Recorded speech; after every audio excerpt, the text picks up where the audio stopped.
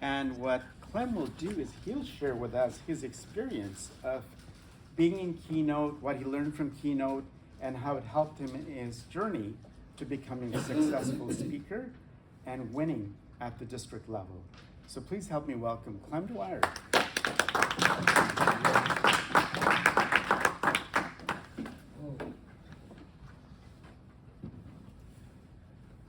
And the winner is, I just want to let you know something. I did not believe I would ever hear those words.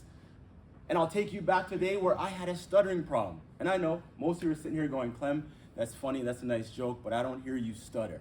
But for 2 years, I went through therapy for speech impediment known as stuttering, and I hated speaking in front of people. I believe my message didn't matter. I believe that I didn't matter. I believe that it was great if you didn't hear me speak, because you wouldn't hear my stuttering and everything would be great. But what I found out is that speaking is important. There's power in your words. The story that you tell to people can impact their lives in amazing and inspiring manners. It's phenomenal to actually be standing up here holding this baby, which isn't just mine, but it's the club's. And I'll tell you why. Because Keynote did something that my other club did not. See, I started about 11 years ago, and I went to Toastmasters because I wanted to improve my speaking. I said, all right, let me find a club, and I found one. It was great. And every time I spoke, it was amazing. Everybody loved it. The feedback was, it was great, Clem, I loved it. It was great, Clem, I loved it. It was great, Clem. And then I said, well, that's awesome. Why am I not making money off of this? Why am I not a bestseller? If I'm so great, why has no one ever heard of me?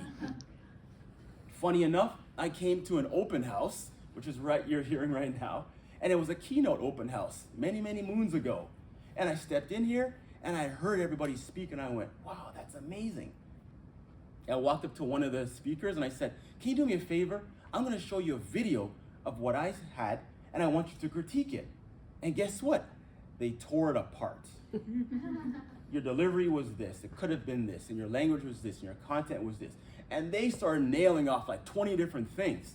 And I looked at this and went, okay, first of all, I thought feedback was to make me feel better. But now I really don't want to speak because you just tore it apart. But what they said was important. They said, Clem, if you want to be phenomenal, if you want to be the best, you need to have the feedback that's going to help you to improve. And I went, okay. So I looked at everything that they did and took it to heart. Didn't take it personally, but took it to heart. Because guess what? Your story matters. My story matters. Everyone in this room, whenever you speak in front of someone, your story matters. But the problem is we get up in our feelings and we don't want people to tell us that, oh, you're not that great.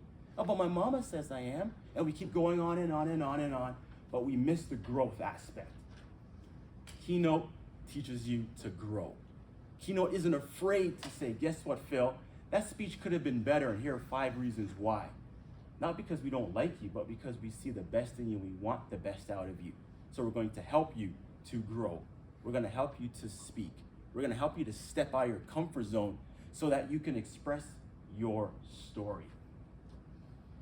So 2025 rolls around, and actually, let me back up. So 10 years ago, after my club said I was phenomenal, I decided I'm going to enter the speech contest.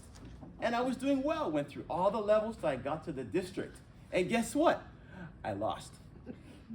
No, I mean lost to the point that they didn't even announce my name.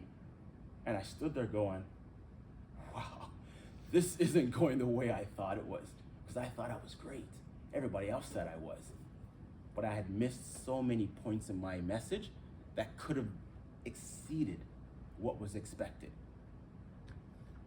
I saw the winner walk by with this thing, and I went, one day, that's gonna be me.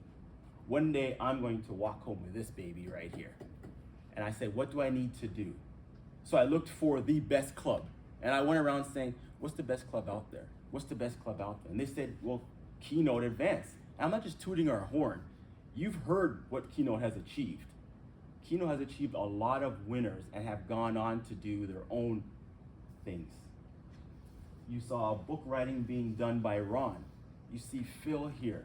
You see so many other people who have gone on to produce so many platforms. And I said, this is the club I need to be in. And I'm going to learn to be the best because I'm going to surround myself with the best. And there's 3 things that I've learned in speaking. 1, your story has to be memorable. Because guess what? If anyone walks away from your message and doesn't remember what you said, then why were you even there? If people walk away and don't remember what your message is about, then why were you there? If you're there to leave an impact, then leave an impact. If you're there to inspire people, then inspire people. If you want to ignite a vision in people, then do it. But your message has to be memorable. People have to walk away, or guess what? They won't apply what you've just said. So the first thing is make it memorable. What's my first part? Memorable. Make it memorable. Oh, y'all have to get a memory here. Second part, not to be memorable, but be relatable. Raise your hand if you've ever flown a spaceship. Put your hand down, Bruce, you lie. If you've ever flown a spaceship, that's really like no one's putting their hands up. Okay, let me try this. How many people have ever driven a car? More hands. See, the story that I'm telling is not about flying a ship, but it's about driving a vehicle, because everyone can relate to driving a car. Everybody can relate to what it was like being 16, 17 years old, and your hands are sweaty as you got behind the wheel, and your instructor was saying, okay, pull out, turn left, turn right, stop! Okay, now parallel park. Oh, well, I see faces now, parallel parking. People started going to cold sweat and having seizures. Because you're like, oh, I can't do this. But you all relate to what it was like when you parallel park for the first time. Because my mom would go, Clem, back up. No, Clem, back, Clem, get out. Get out. You're gonna ruin my car. But you learn what it was like when you actually succeeded in parallel parking. When you got your license. Can you all remember that? With that feeling of freedom. I get to drive around, no more TTC. No more mama having to take me anywhere. But my story's relatable. And that helps it to be memorable. So my second part, what's my second part? Relatable. And last but not least, personal. And you go, Clem, people don't need to know my business. What I do is how I do things, and that's great. But this is what I found out of being personal. It's about when you're personal, you become vulnerable. And when you're vulnerable, you build trust. And people want to hear you speak. People don't mind listening to you for 7, 8, 10, 15, 20 minutes, because what you had to say will impact their lives. Because when you've accomplished something, then they believe they too can accomplish it. How do I know? When I walked home with this, and I told people I had a stuttering problem, the amount of people that walked up to me and said, Clem, I battle with stuttering. When I told people that I'd lost my job, Clem, I lost my job. When I told people that I had mental stress, Clem, I'm going through that. My story was memorable, it was relatable, and it was personal. So they know I wasn't making this stuff up. So when I tell you push through the pain, because I've been there. When I tell you that there is a victory ahead of you, because I've been there. Storytelling, presenting, allows you to walk away not just with personal trophies or physical trophies, but your own personal trophy. Because every time I speak is a victory against stuttering. It's a victory against self-esteem. My award here is for that 13-year-old Clem, that 10-year-old Clem, that swore he would never speak again because he never thought he mattered. That's who I speak for. I'll be honest, I don't really speak for you, Layla. I speak for me. Because I need to see 13-year-old needs to be up here. 13-year-old needs to meet Phil and go, Phil, how do I become a corporate speaker? I need to meet Ron and go, Ron, how do I write that best-selling book? But if I don't step out of that comfort zone, I will never meet these people. I will never know what it's like to dare speak, grow. And guess what? The trophy you see here is because it was memorable, because it was relatable, because it was personal, and because I had a group here who cheered me on.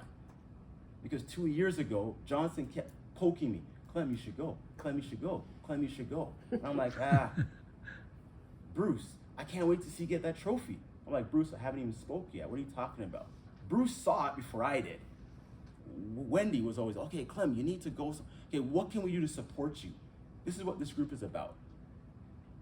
So when I leave here, I want you to see this as your victory as well. Because you can be up here speaking in front of this group of people, inspiring people, knowing that the trophy you win is not just a physical one, but it's a personal one. So when I leave, be memorable, be relatable, and be personal. I'm out.